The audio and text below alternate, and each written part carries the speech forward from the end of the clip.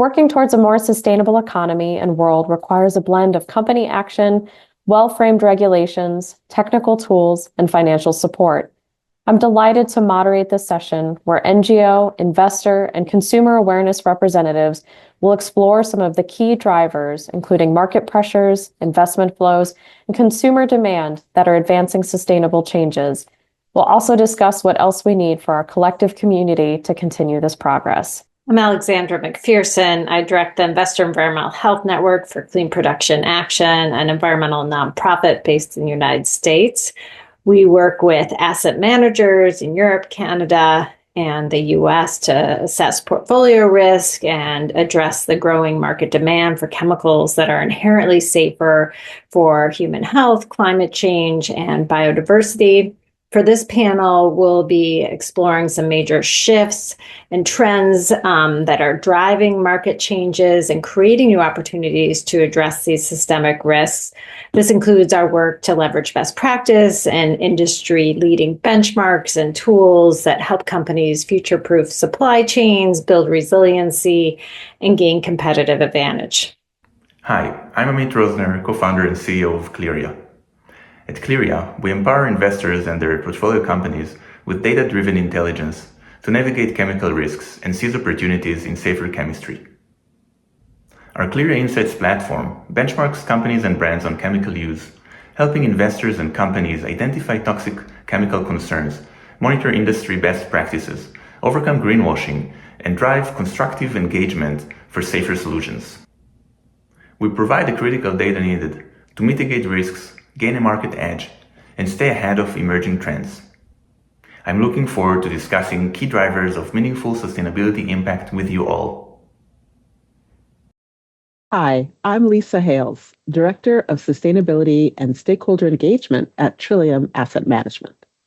Trillium is an impact-focused, sustainable investment manager with a mission to create long-term value and positive impact for our clients. We focus on investing in large-cap public equities and incorporate environmental, social, and governance factors into every strategy. We also engage in dialogue with our portfolio companies on environmental and social issues, including how they manage and reduce the use of chemicals of concern. On this panel, I will discuss Trillium's advocacy for corporate policies that reduce the use of chemicals of concern and encourage investments in sustainable chemistry. So I'm joined by a great panel. We've got a responsible investment organization. We've got Allie with IEHN, so we've got sort of the NGO and supporting, and then assuming that Amit can join us, we have a data AI-driven tool that is helping both consumers, companies, and investors to really understand risk as well. So it's going to be great. I think what I'm going to do is I'm going to come to you, Allie, to start, to give us an overview of some of the key drivers, maybe sort of historically that we've seen, but some of the emerging drivers, including like the global framework on chemicals that the Investor Environmental Health Network, Clean Production Action are leveraging in your work. So over to you. Great. Well, I'm super excited to be here, and hopefully everyone's a little bit warmer. I think they've turned the heat up a tiny bit. You had my introduction, but just at a high level, IEHN is a part of Clean Production Action, a nonprofit based here in Boston. You heard from my colleague Angela. CPA also administers the Chemical Footprint Project. And IEHN really focuses on reducing financial risk associated with chemical pollution and exposure while leveraging economic value of safer chemistry. So just everything we look at in terms of drivers is through that frame. And I would just say at sort of the Uber level, we're really looking at sort of how price is adequately, accurately, how price of risk is it adequate? Is it accurate? And are we missing costs? So when I'm looking at these drivers, and we've talked a lot about what's the cost of transitioning to safer chemistries, I want to also have all of us think about what is the cost of not transitioning to safer chemistries. So a couple big drivers. One, we see consumer sentiment is changing, particularly among sort of the emerging and growing marketplace of younger consumers. They want more transparency.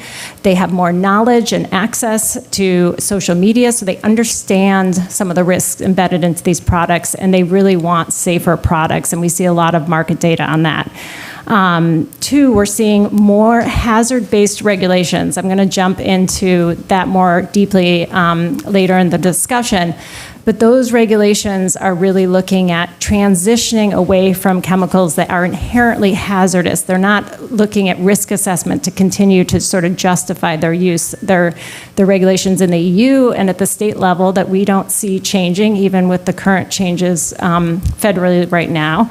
We see those driving real change in the marketplace. And then three, we see growing litigation risks. And I'm going to go into depth on that later, but I think everyone knows about the risks around PFAS, but other major risks around the ethylene oxide, glyphosate. They've cost companies, I'd say, and investors significant amount of financial risk. So those are some big drivers, and that is why we engage in the UN Global Framework on Chemicals. It set 2030 targets to start to transition society towards safer chemistries, inherently safer chemistries, so planet free from harm. And we see that very aligned with good business and higher returns for investors. Excellent. Thanks, Allie. So I'm going to pivot a little and come over to you, Lisa. So I think building off of Allie's opening remarks, would love to hear from your perspective at Trillium.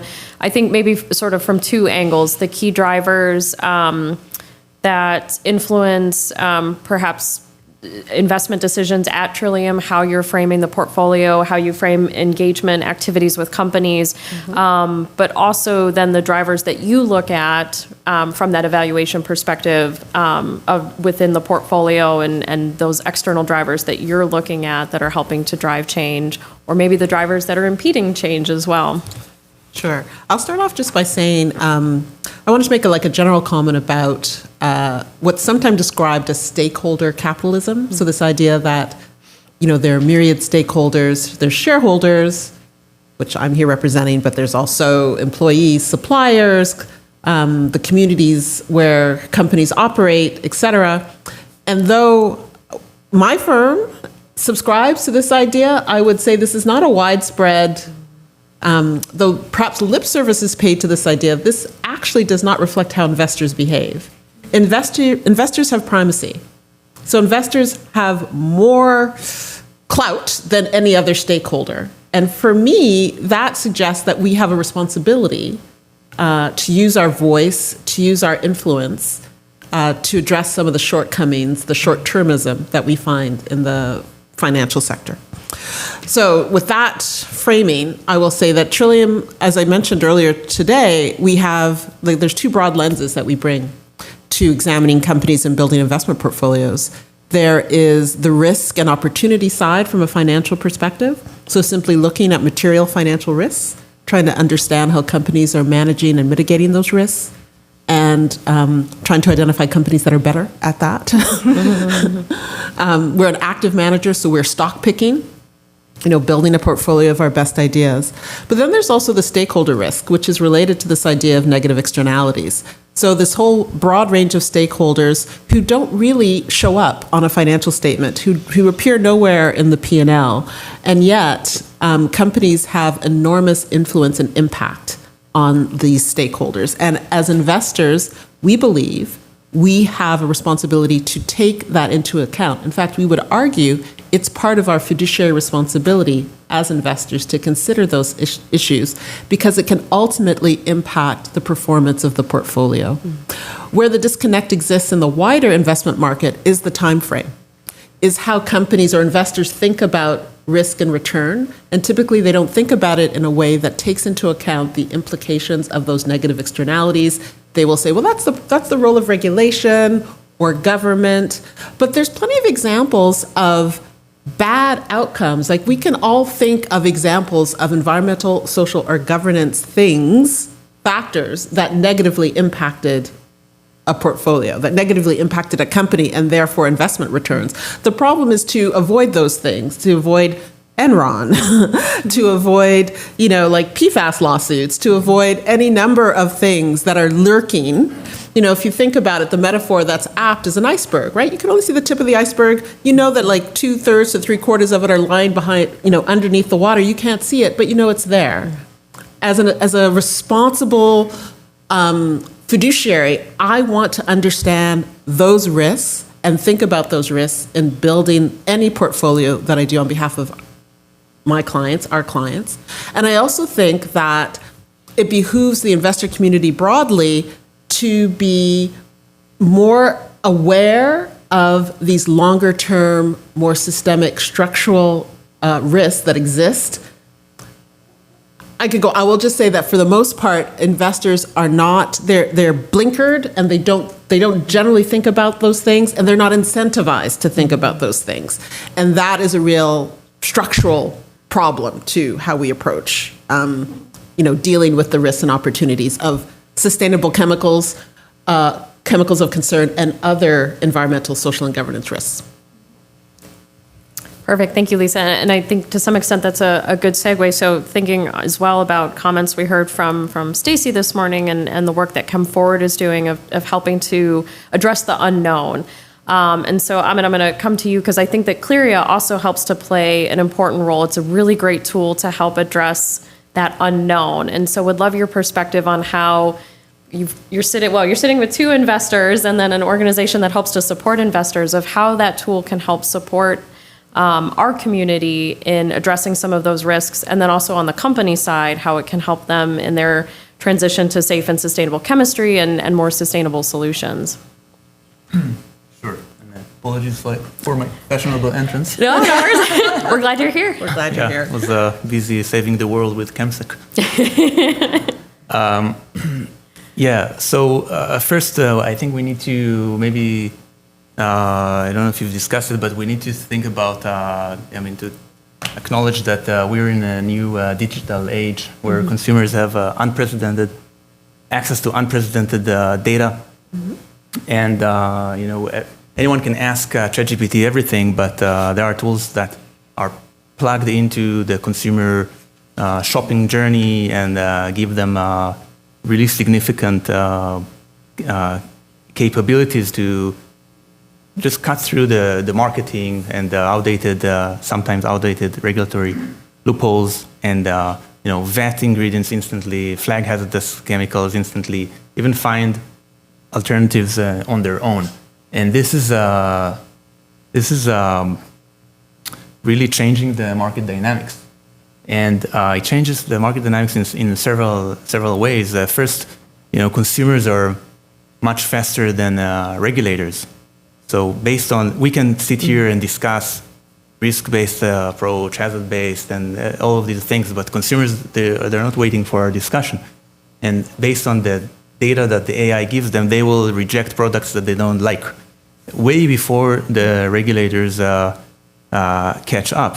So just using compliance alone is not enough for companies to defend customer loyalty, and that's of course something that investors also care about. The other thing to note is that informed consumers inform not only themselves, right? They influence others. And social media isn't a new thing, but there is one new thing here, and that's the depth of information and the tools, again, that consumers have at their fingertips.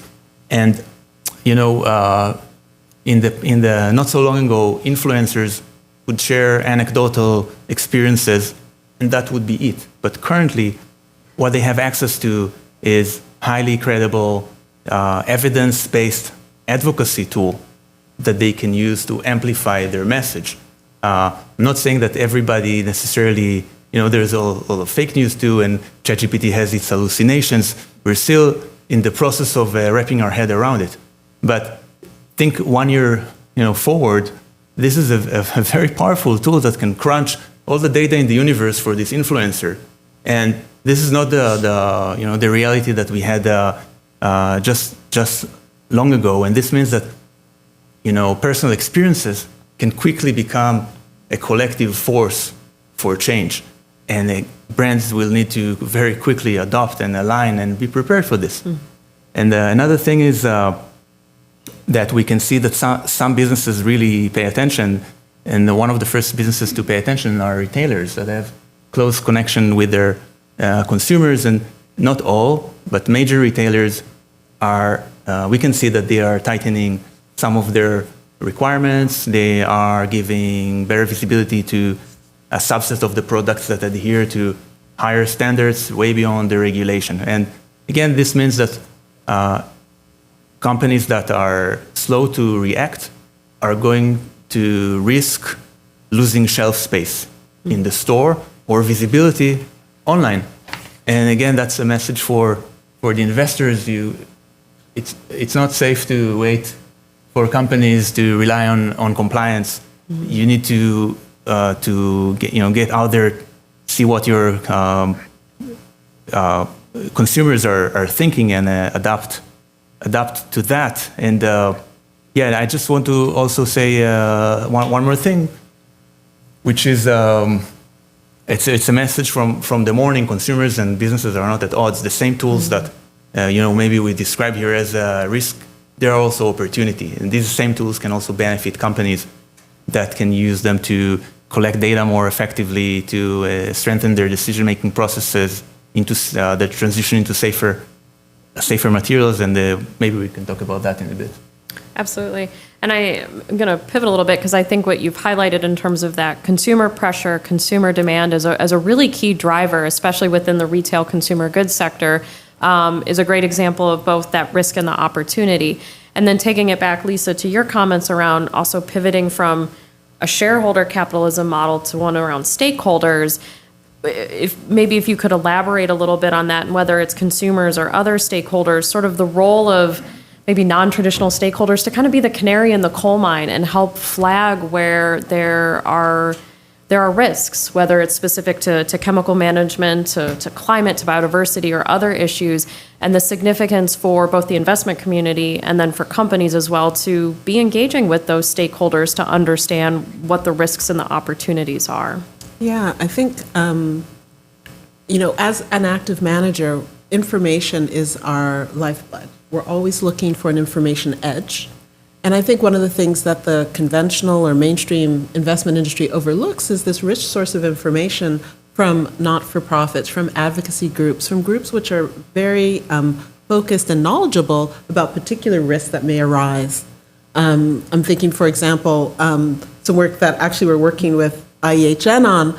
L'Oréal, which is the French cosmetics company, produces products hair straighteners, which are used predominantly by African American women, and which have been linked, or at least associated with uterine cancer, with an increase in uterine cancer. Now, I have a personal connection to this because my mother had uterine cancer, and she straightened her hair for decades. Happily, she had it about 15 years ago, and she was treated aggressively, and she recovered from it. But it's actually very, very common for Black and African American women. I think they have a much higher rate. And so there are NGOs and advocacy groups advocating on behalf of Black women's health that have kind of raised the alarm early. There are now currently a couple of class action lawsuits which have been launched against L'Oréal. So I think it behooves us as investors to be scanning the landscape in order to look out for these kinds of really knowledgeable, close to the issue organizations who can help us understand. We can bring the financial acumen, they can bring the real world impact on individuals, on communities. And so it's really helpful for us to kind of bring them in with us. And I think it's actually, it's an area that, as I say, the conventional or more mainstream investor community has not quite gotten to yet. They're maybe just starting to get there in terms of climate. And as I said, there's lots of examples, PFAS, other chemicals of concern where, there have been incredible impacts on companies and therefore on shareholder value.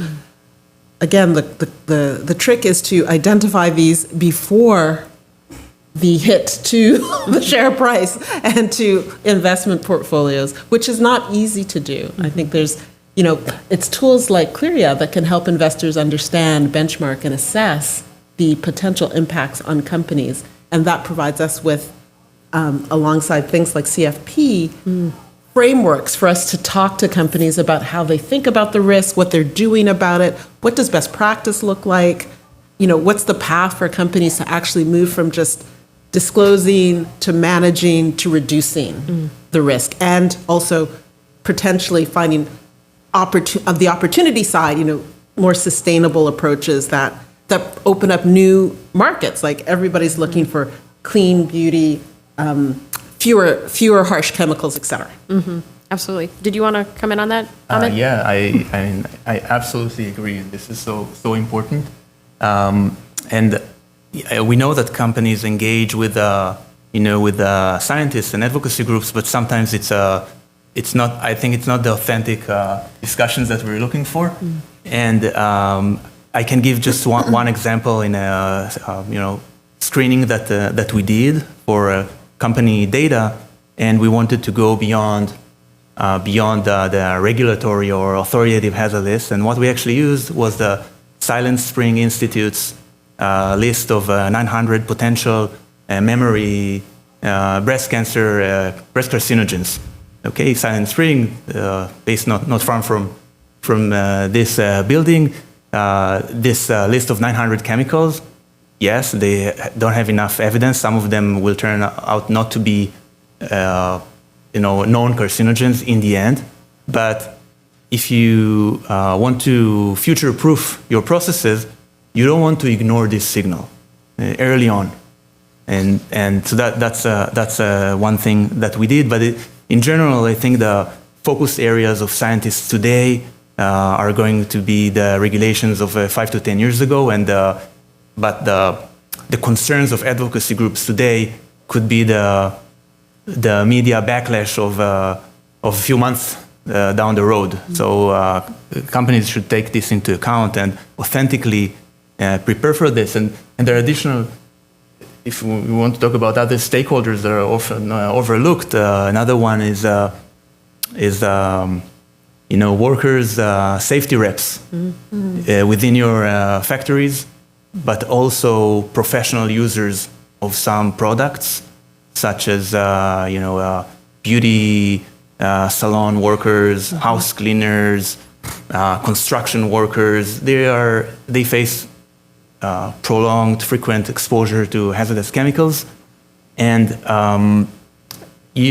companies should openly engage with them, not just because, first and foremost because it's the right thing to do, but from financial perspective, you need to get ahead of reputational damage, scandals, lawsuits. I've been in this union meeting where a worker, we discussed safety data sheets and how to read them and how to use tools, and the guy had his fourth cancer, and just because he was doing his job, right? This doesn't make sense. So this is an important stakeholder group also from financial perspective, in my opinion. Yeah, absolutely. Yeah, and hearing a couple, I think, key themes: future-proofing, the proactive steps. So, Ali, I want to come back to some of your opening remarks and to have you dig a little deeper into some of the risks that I think both Lisa and Amit have highlighted, and how those risks serve as a key driver, but maybe also to let's be optimistic as well, how things like the Global Framework on Chemicals, the Global Biodiversity Framework, and potentially maybe a Global Plastics Treaty, we can keep our fingers crossed, but how those tools create, maybe less so from a risk perspective, but how those are driving opportunity, and how those of us in the investor community and others that IEHN is working with can leverage those to drive change. Yeah, that's a great question. So I think I'm gonna flip it a little bit to like those frameworks are driving, I think, the value of using tools, hazard-based tools, and leveraging best practice. And I think that's just really essential that we focus in on how do you drive out the harm. Lisa, you were talking about this with, I can't say it like you, L'Oreal, in the French way, but for any company, right, that is using an inherently harmful chemical, they are carrying risk right now that we do not think is accurately priced. And I got tongue twisted on that before, but it's really critical because we have tools like the Chemical Footprint Project, Chem Forward, Verified Safer Chemistries, Chem Score. We know companies can make progress towards transitioning to safer chemistries. And the Chemical Footprint Project, I think, is a framework that allows companies to come in like a L'Oreal and start to look at their systems, look at their business model, and start to measure and track change across the indicators set. And Chem Forward is now providing this incredible community where companies can come together and do verified safer chemistries, ingredient intelligence reports. All of that is creating an enormous amount of data that informs the companies and how to make this transition, but also informs investors. If companies are in those collaboratives, if they're joining Chem Forward, if they're joining CFP, if they're ranking well on ChemScore, Mind the Store Campaign's report card, they are inherently starting to, I think, price risk more accurately because they're understanding, for all the reasons you said, Amit, that this is no longer a situation where they can use risk assessment to justify the continued use of harmful chemicals. And the reason I really brought up PBTs and CMRs this morning is we're not talking about all chemicals. I don't know any NGO or investor that's saying we don't want chemicals, right? We want inherently safer chemicals. Mm-hmm. And that's creating enormous value. And we know there's cost to this transition. And I think there's a lot to talk about in that realm. But these bigger frameworks, like the UN Global Framework on Chemicals, if we're bringing sort of the private and public sector together to collaborate on solutions, I think we are inherently going to bring down costs, and we're not going to alienate companies because every company that we work with in some degree has some level of risk that they have to work to transition out of. And I find investors that I have the privilege of working with, as you said this morning, you're on the journey with them. You want to see them thrive, mm-hmm. and this is one way in which they can do it. And we have best practice already. We have already shown change is possible, and now we just have to scale it across all sectors, particularly downstream sectors. Excellent, thank you. And so maybe building off of your comments and thinking about those different tools, the benchmarking things, sort of open to all, but maybe Lisa, I'll come to you first. It's always good to have positive examples and some success stories. So would love to hear from Trillium's perspective of how you leverage some of these tools, whether it's the Chemical Footprint Project. It doesn't have to just be specific to safer chemicals, if there's on environmental justice issues as well, and the positive impact that you're seeing from the integration of those into companies' business strategies. Sure. I wish my former colleague Susan Baker was here because we were chatting about Susan is the expert and worked on this issue for about 15 years. So it's not my area of expertise, but I do have some examples of how we've used the Chemical Footprint Project, specifically CFP, in our engagements. We engage in dialogue with companies in our portfolios. And so in the United States, we have a tool called the shareholder proposal, which allows us to put a question on the ballot at an annual general meeting of a company, which all investors get to vote on. And this has been used successfully to negotiate around improving disclosure and improving practices on a whole range of issues, including chemicals management. And examples include, I have to look at my notes for this. One of the oldest examples I found was from back in 2014, Home Depot. We were able, as a result of working alongside some other investors, to convince them to become the first large retailer to require suppliers to label all neonic treated garden plants. So it was an example of like a disclosure that may be more common now, but which over a decade ago, which was just starting to be understood as an investor concern. Even though, as you know, we've talked about the consumers and other stakeholders who may well have been looking for that type of alternative or that kind of labeling, in the marketplace. And as a result of that, they set out a time-bound target to phase out neonic pesticides by the end of 2018. Caroline probably knows about this.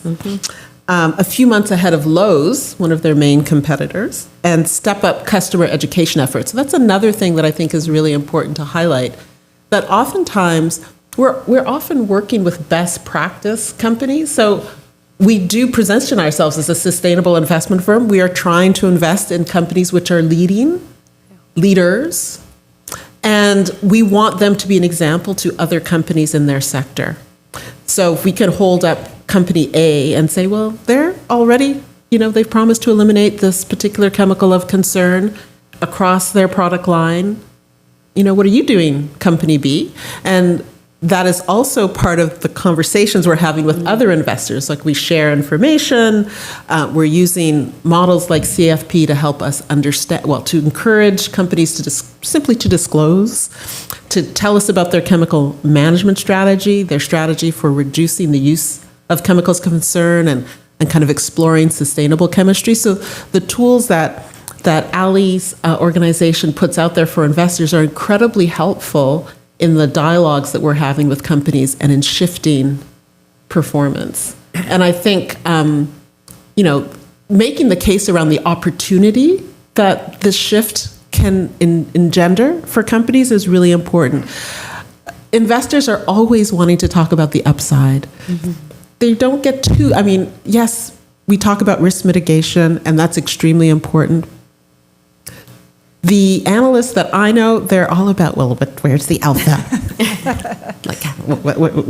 How can we show alpha? I'm like, by not losing tens of millions of dollars. How about that?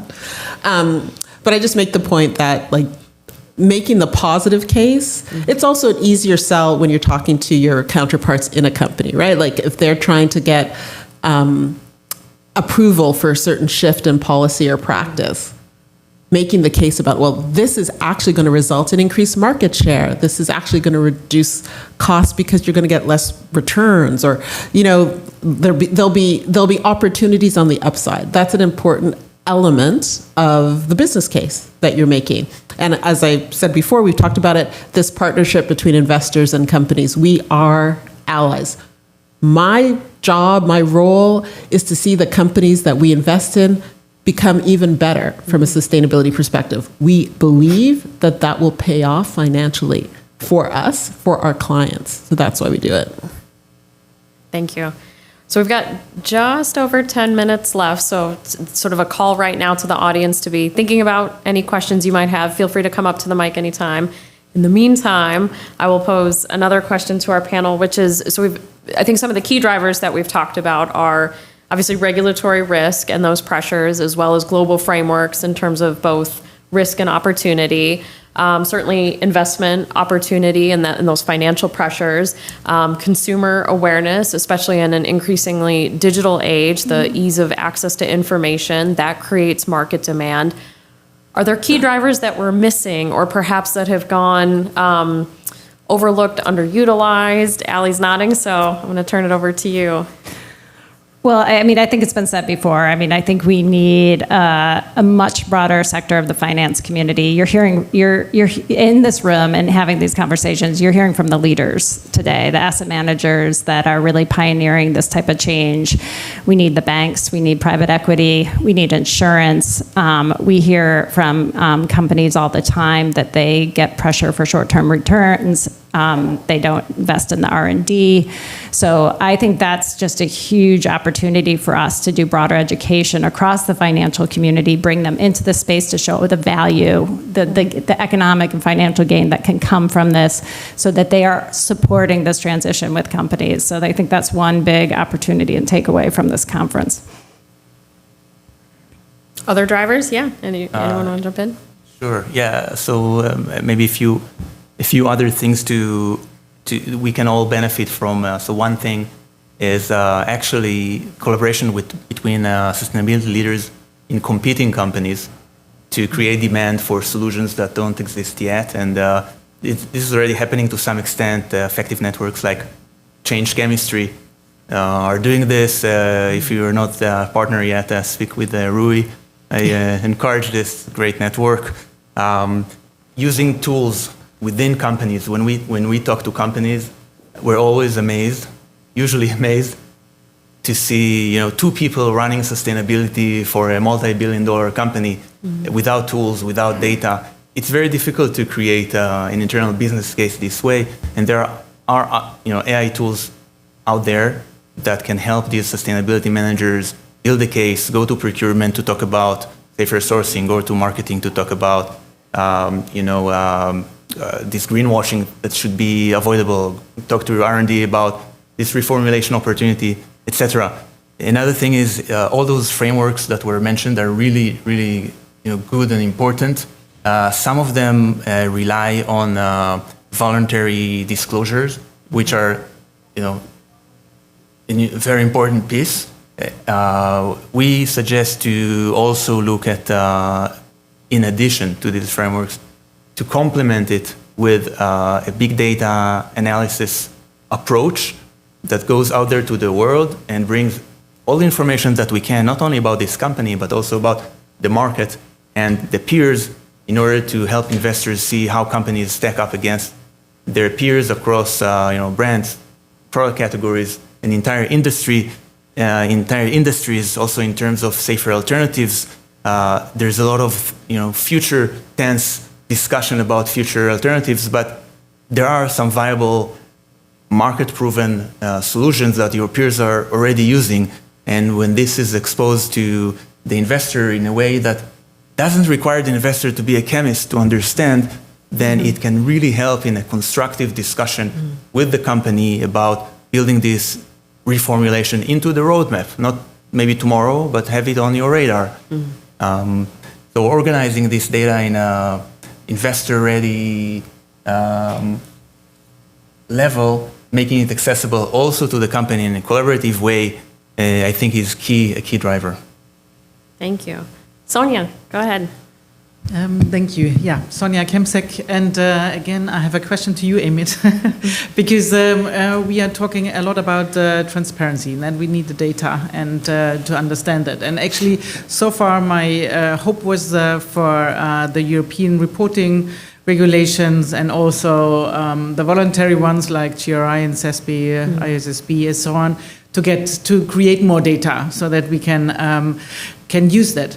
But talking to you and also having heard you before, you said that there is data out there which we maybe not have taken into account, like companies reporting to governments or other things. So maybe without changing anything from the moment we are right now, maybe there's a lot more information we can gather and process and understand. What would you say? Is there, I don't know, 50% more information around there from the things we have now? Do you have somehow a view on that? Yes, I can't quantify it, but I can say that the problem with this kind of data, that it's very fragmented. So just to give you a few examples, and fragmented and sometimes geographically specific. But when you aggregate it, you can make it available to anyone, anywhere. So for example, in the New York State, they passed a law 4 years ago requiring transparency in menstrual products. Any intentionally added chemical to period products has to appear on the label. That's revolutionary. Only in New York State. But when you pull this data, now it's available to consumers and to companies and to investors everywhere. Or in Maine, they required reporting to the government of PFAS in any product category, anything. And the things we found there, you won't be surprised, okay? Because PFAS is everywhere. But now we know. And once we know it, everybody that needs this information to engage with their portfolio companies, to consider a different investment strategy and assess the risk, now they have this information too.